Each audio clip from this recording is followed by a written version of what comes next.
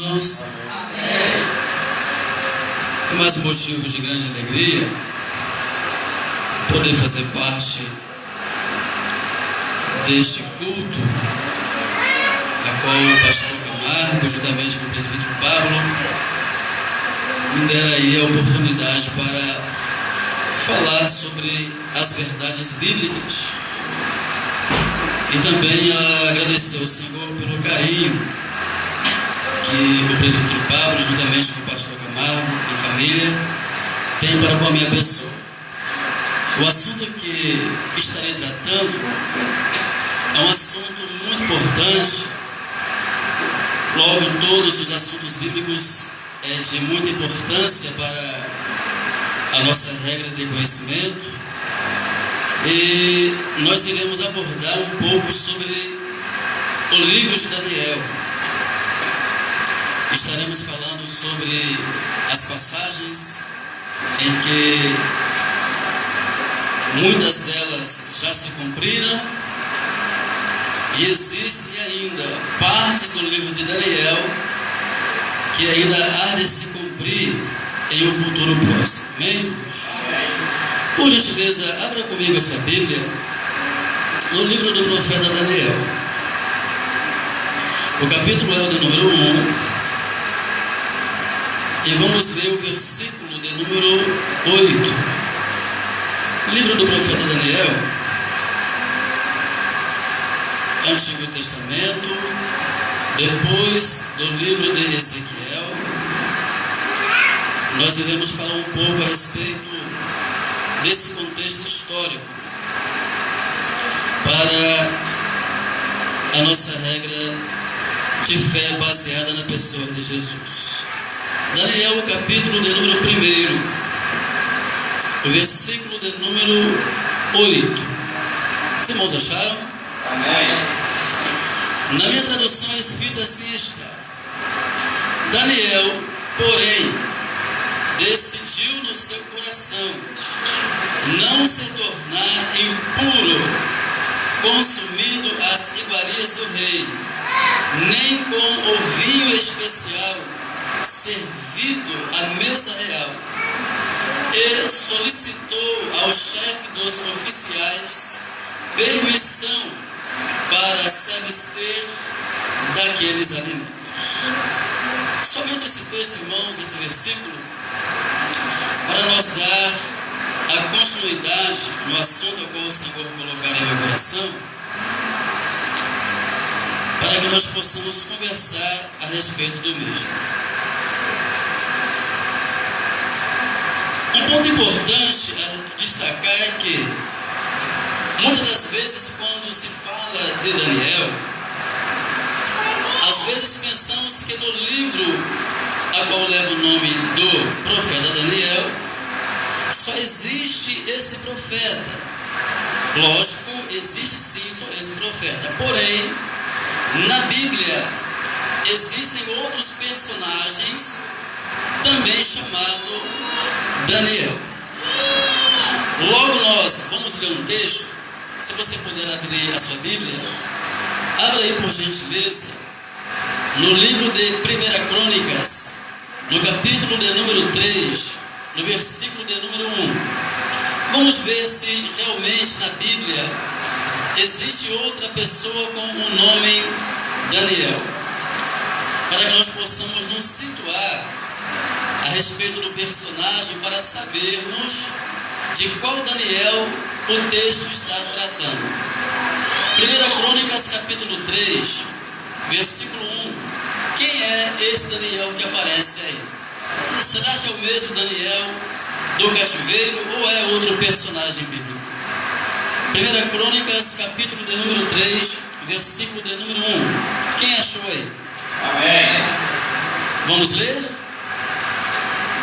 Na minha tradução assim está. 1 Crônicas, capítulo 3, versículo 1 está assim: Eis os filhos de Davi, que nasceram em Hebrom. Aí vem Aminon, o primogênito, filho de Ainoã de Jezreel, o segundo Daniel, de Abigail. Então logo sabemos aqui em 1 Crônicas capítulo 3, versículo 1, é encontrado um personagem chamado Daniel. Só que esse Daniel é filho de com Davi. Então aqui já não é o Daniel do cativeiro. Amém ou não amém? É interessante destacar isso aqui. O outro Daniel nós iremos encontrar em Esdras, no capítulo de número 8. Abra aí a sua Bíblia. Esdras, capítulo de número 8, verso de número 2. Esdras, capítulo de número 8, verso de número 2.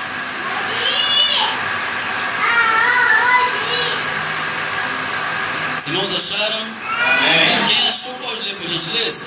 Dos filhos de Finéias, Ercos, dos filhos de Itamar, Daniel, dos filhos de Davi, Atos. Obrigado, presbítero Paulo. Então aqui já se trata de outro Daniel, dos filhos de Finéias, Gerson, dos filhos de Itamar, Daniel. Logo esse Daniel também não é o Daniel do cativeiro. É outro Daniel, é outro personagem. Para que você não venha se confundir quando você passar por essa passagem e ficar se perguntando, será que esse Daniel é o Daniel da cova dos leões? O contexto vai te orientar, tá? A história vai te orientar, a passagem vai te orientar. Agora nós encontramos o terceiro Daniel, que é o Daniel em destaque, a qual nós estaremos estudando e falando um pouco a respeito desse grande homem que o Senhor Deus usou. Daniel, ele é considerado como um dos profetas maiores. Eu falei aqui na quarta-feira retrasada ou passada que há uma diferença entre profeta maior e profeta menor. Profeta maior fala da extensão do livro, do personagem, tá? Não vai falar do tamanho estético, não vai falar da grandeza, da questão de Deus usar ou não, vai falar da extensão do livro que leva o nome do autor, tá? Então Daniel, ele está entre os 5 profetas maiores. Tem aí Isaías, Jeremias, que também escreve Lamentações de Jeremias, Daniel e Ezequiel. E Daniel, ele é um dos profetas maiores.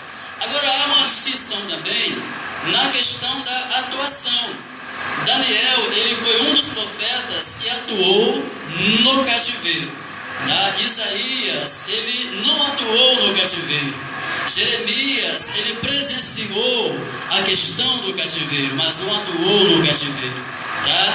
Então Daniel, ele vai aproximadamente, segundo os estudiosos, para a Babilônia com aproximadamente 14 a 16 anos de idade, tá? E ali ele passa por experiências espirituais com Deus, e Deus com certeza usou esse jovem.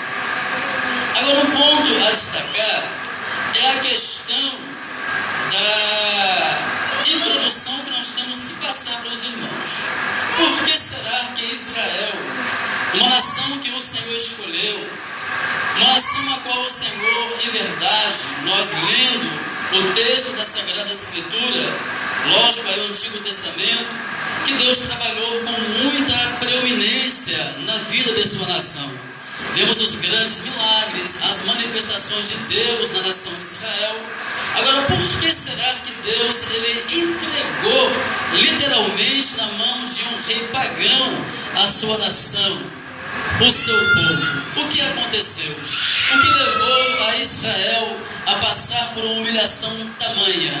O que levou Israel a passar por uma situação a qual foi necessário o Senhor assim fazer com eles? Então nós vamos voltar um pouquinho lá atrás, na questão da teocracia. O que vem a ser isso aí? Teocracia é o governo de Deus sobre os homens. E aí nos chama a atenção o seguinte, que quando inicia-se o livro dos juízes, o Shofetim, ali nós vemos que se trata também de um livro histórico, que vai falar da história de Israel. Então o livro de Juízes vai falar de uma situação delicada da nação de Israel. Uma situação que eles obedeciam à sua liderança e depois eles também desobedeciam e saíam da presença do Senhor. Obedecendo, o Senhor mandava as provisões, abençoava, e desobedecendo, o Senhor levantava ali o opressor e oprimia a nação de Israel. Eles se voltavam para Deus, e Deus assim ouvia o clamor, e Deus levantava outro chofetim, outro juiz, e aí libertava a nação de Israel. Porém, quando chegamos no livro de 1 Samuel, no capítulo de número 8, abra aí por gentileza, nós encontramos uma questão interessante. 1 Samuel, capítulo de número 8, nós encontramos ali Samuel sendo agora persuadido pelos anciões de Israel em uma situação que estava acontecendo com ele. 1 Samuel capítulo 8, os irmãos acharam? Amém. Está escrito assim, olha: quando Samuel ficou idoso, nomeou, o primeiro erro de Samuel está aqui, nomeou seus filhos como juízes e líderes de Israel. O primogênito chamava-se Joel e o segundo filho Abias. Eles foram líderes em Berseba. Entretanto, os filhos de Samuel não seguiram seu exemplo. Ao contrário, deixaram-se seduzir e orientar-se pela ganância. Aceitaram suborno e perverteram a lei e o direito. Por isso, todos os anciões e autoridades de Israel se reuniram e foram falar com Samuel em Ramá. O que estava acontecendo aqui? Samuel, ele foi juiz, profeta e sacerdote. Então ele estava ali como também um representante do Senhor diante da nação. Só que Samuel, ele fez uma questão ou foi por um caminho que não deveria. Porque todos os juízes que se levantavam por ordem de Deus e orientação divina. E aqui Samuel, ele vai nomear os dois filhos, Joel e Abias, para que fossem juízes em Berseba. Porém, não estava no plano de Deus. Era Deus que iria determinar quem seria o juiz após Samuel. Não Samuel assumir essa posição de Deus e colocar ali como uma posição dele essa questão pessoal. Só que os filhos de Samuel, eles não seguiram os caminhos do pai. Logo, falei na quarta-feira passada a respeito da escola de profeta, onde se ensinava a palavra do Senhor. E o fundador da escola de profeta foi Samuel.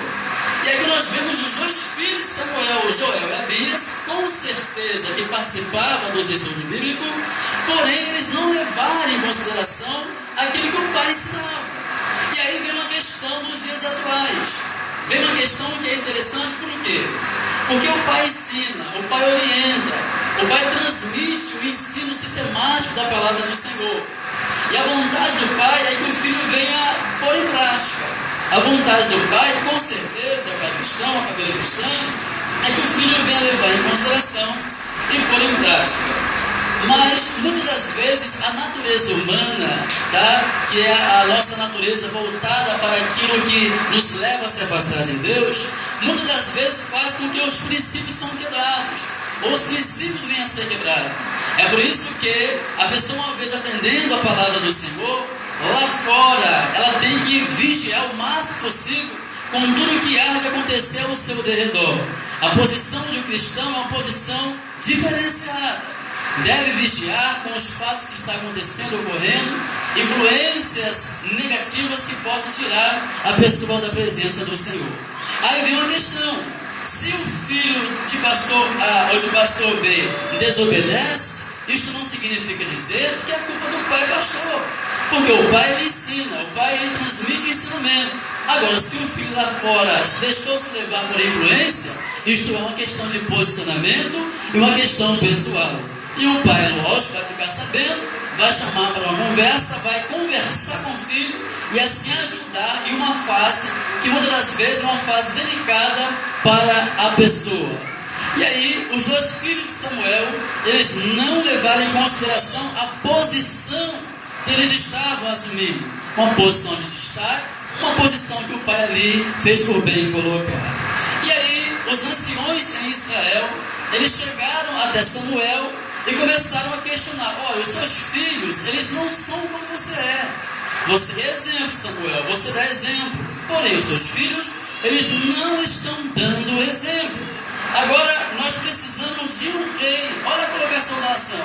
Nós precisamos de um rei como os da outras nações ao nosso derredor. A colocação é: nós queremos um rei como os reis de outras nações ou das nações vizinhas. E todos nós sabemos que os reis de outras nações, seja os cananeus, os jebuseus, os heteus, os heveus, eles não adoravam o Deus de Israel. Então eles estavam pedindo o quê? Eu quero um líder que não adore ao nosso Deus. Eles não estavam se importando com a posição espiritual da liderança deles. Eles só queriam um líder que estivesse de frente deles ou liderando. E aí, por gentileza, abra sua Bíblia aí em Deuteronômio, no capítulo de número 17, no versículo de número 14. A seguir, Deuteronômio no capítulo de número 17, versículo 14 a seguir, que está em conexão com o pedido dos anciões a Samuel. Quantos acharam? Digam amém. Amém. Deuteronômio no capítulo 17, versículo 14 ao 19. Quem pode ler, por gentileza? Quando entrares na terra que o Senhor, teu Deus, te dá, e possuís e nela habitando, disseres: porei sobre mim um rei, como fale todas as nações que estão ao redor de mim. Pode ler o 15. Deverás certamente sobre ti como rei aquele que escolheu o Senhor teu Deus. Rei dos teus irmãos porá rei sobre ti. Não poderás pôr homem estranho sobre ti, que não seja de teus irmãos. Porém, não multiplicará para si cavalos, nem fará voltar o fogo ao inimigo, para multiplicar os cavalos. Pois o Senhor vos tem dito: nunca mais voltareis por este caminho. Tampouco para si multiplicará mulheres, para que o seu coração não se desvie, nem prata nem ouro multiplicará muito para si. Será também que, quando se assentar sobre o trono do seu reino, então estenderá para si um dos seus lados desta lei do livro, do que está diante dos sacerdotes, e o terá consigo. Ele verá todos os dias da sua vida, para que se aprenda a temer o Senhor seu Deus, para guardar todas as palavras desta lei, e este estatuto para fazer. Amém? Obrigado, Valor. Aqui está uma promessa que Deus fez à nação. Olha, quando tiveres entrado na terra que o Senhor teu Deus te conceder, tomando posse dela e nela habitares, e pedires: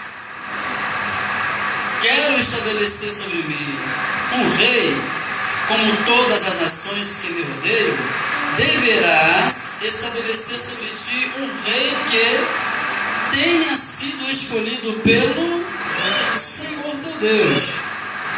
É um dos teus irmãos que escolherás para governar sobre ti.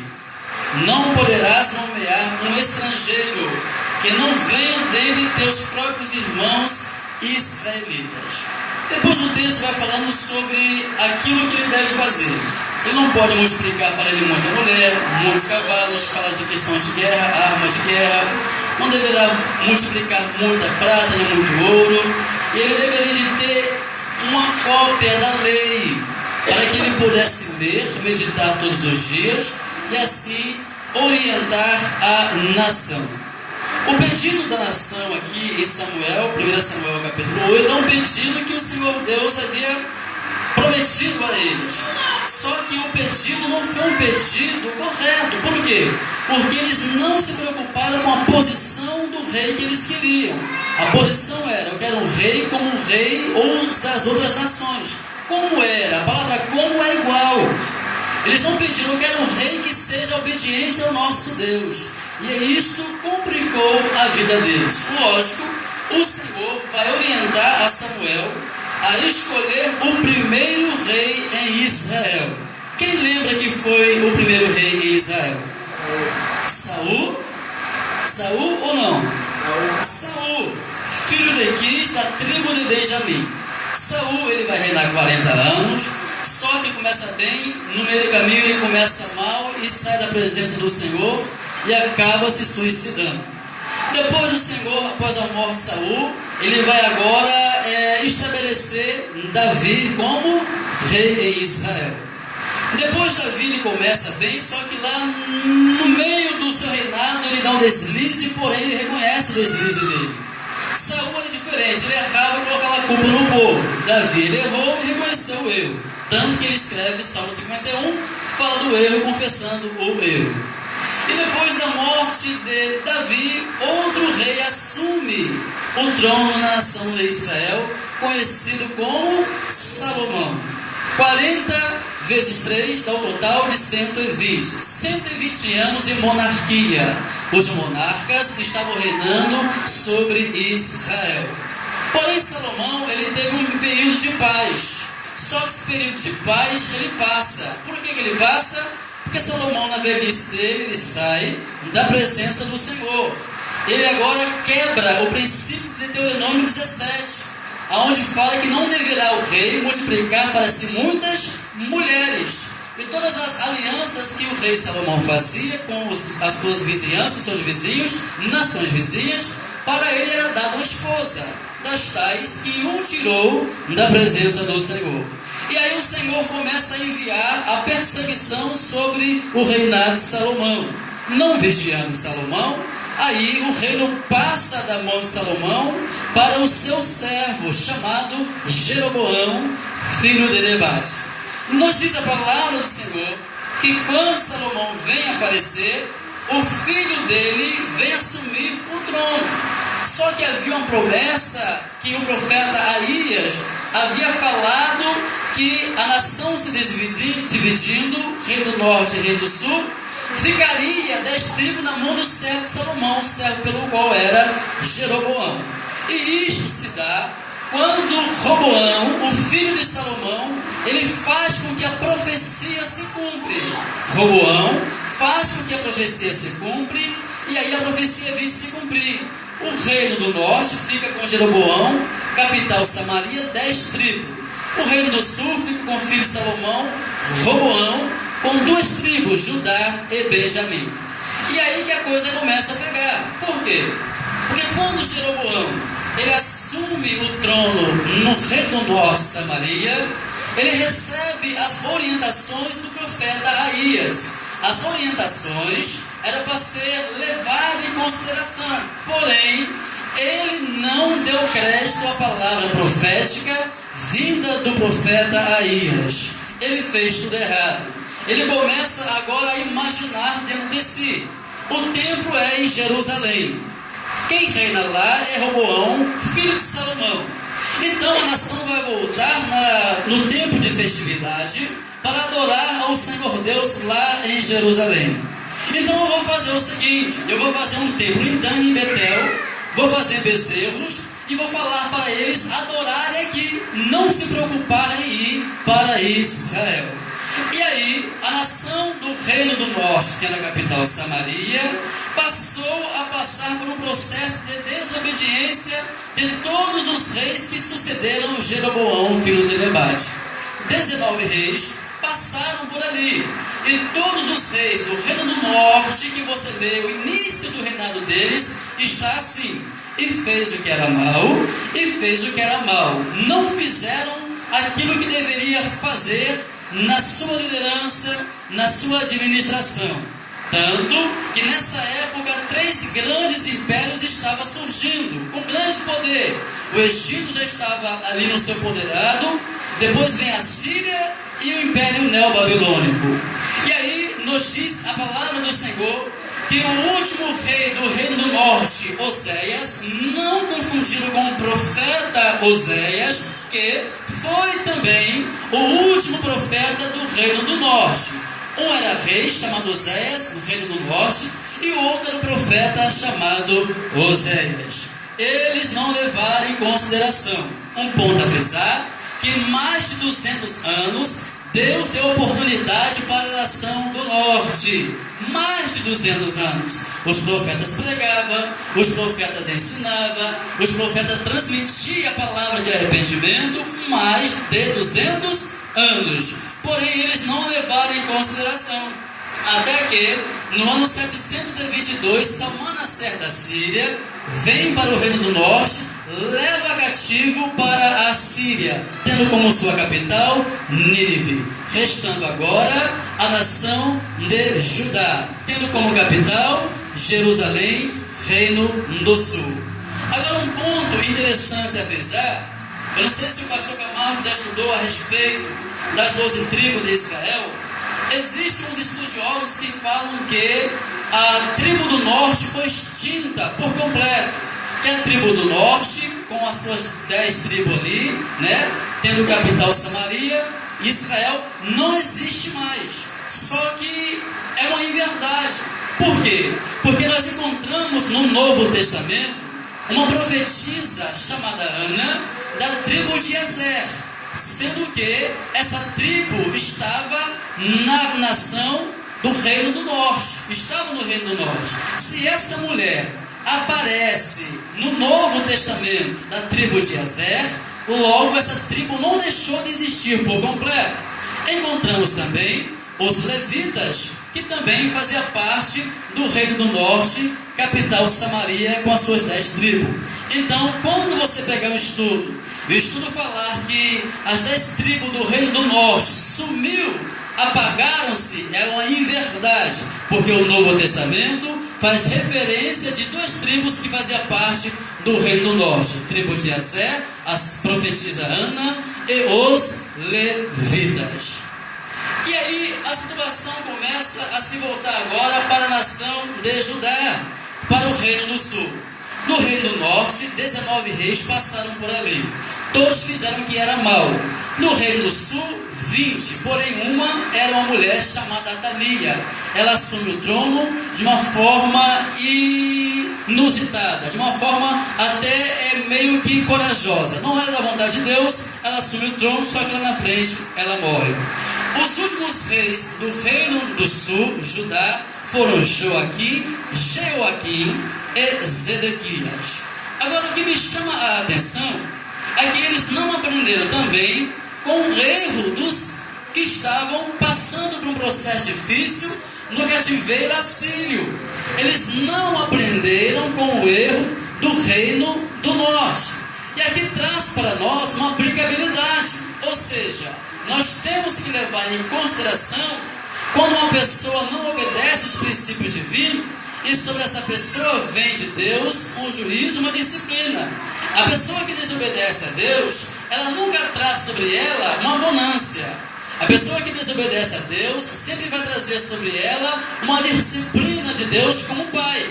Assim como o Pai humano disciplina, o Pai celestial não é diferente. Então essa disciplina, muitas das vezes, é uma disciplina que vem confrontar a nossa área psicológica. E aí traz para nós o quê? Traz para nós uma lição de vida. Existe uma frase que fala assim: errar é humano, porém errar humano é uma verdade. Agora, permanecer no erro significa sofrimento. Repita comigo: permanecer no erro significa sofrer. Porque todas as pessoas que erram traz sobre a mesma uma consequência. Um estudo que o pastor Camargo trouxe, a lei da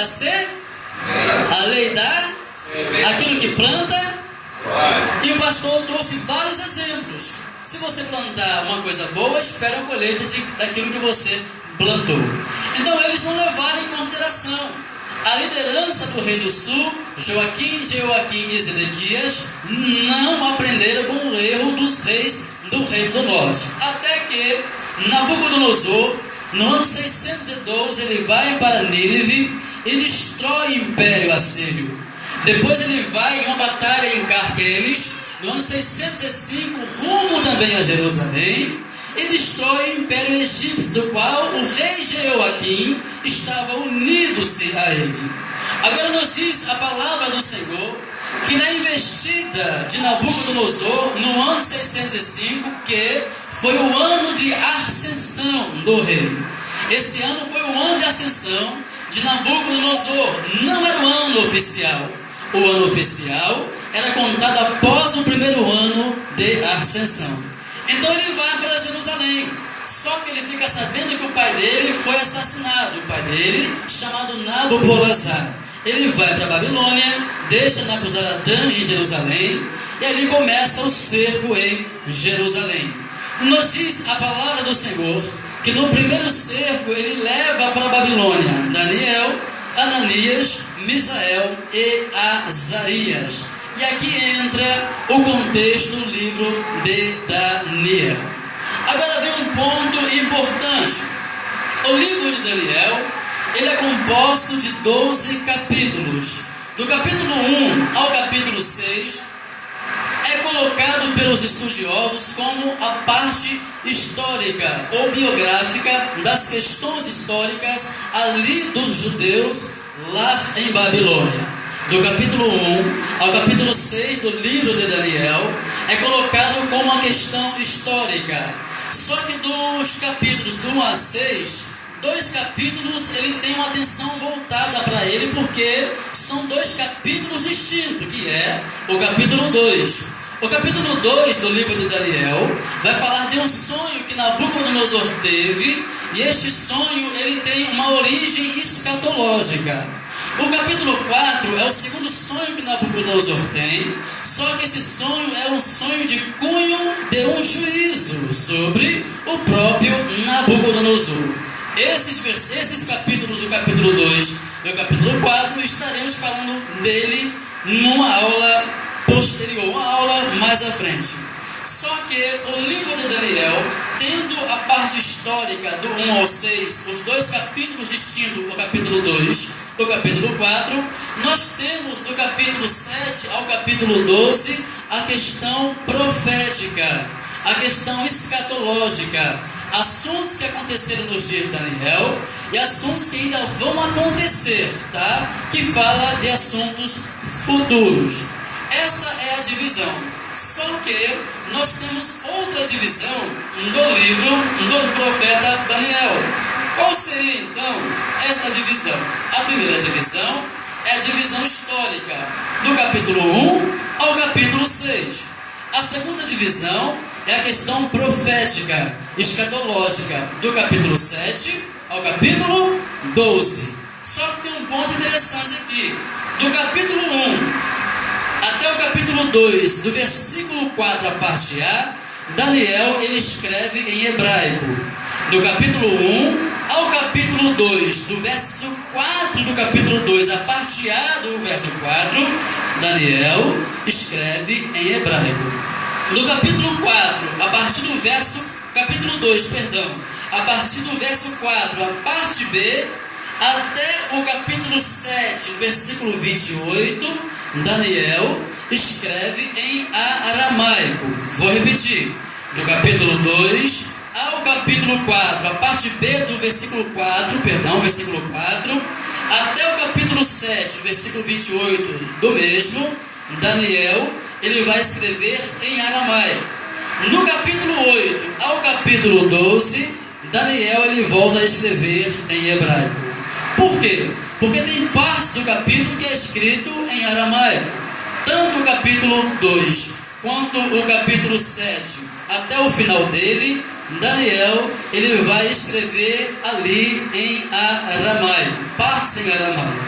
Isto é interessante notar, por quê? Porque quando você lê o livro de Elias, você vai ver Esdras na porta das águas, ali se pondo em um púlpito e ensinando a lei para os judeus. Porém, ele demora muito, é um período prolongado. A pessoa fica de pé ouvindo, porém fica mais de horas ouvindo o ensinamento de Esdras. Por quê? Porque os judeus, eles passaram 70 anos na Babilônia. Nesse período de 70 anos, eles aprenderam também a língua lá em Babilônia, que era o aramaico. Então era necessário Esdras ler em aramaico e explicar em hebraico. É por isso que demorou um período de hora na porta das águas, Esdras ensinando em aramaico e explicando em hebraico, porque eles ficaram 70 anos na Babilônia. Esse período de 70 anos, o hebraico não estava sendo muito difundido ali, que é a língua nativa dos hebreus. Agora, irmão Cosme, eles passaram mesmo 70 anos na Babilônia? Será que isso aconteceu? Vamos ver aqui um princípio que eles quebraram. No livro de Levítico, capítulo de número 25, aqui está uma questão que os judeus não levaram em consideração. Abra aí, por gentileza, Levítico, capítulo de número 25, é chamado de ano sabático. Eu vou ler aqui na minha tradução somente 2 textos. De Levítico, capítulo 25. Quantos acharam? Digam amém. Amém. Escrito assim está: então o Senhor Deus falou a Moisés o seguinte: fala aos israelitas e comunica-lhes: quando entrardes na terra que eu vos dou, a terra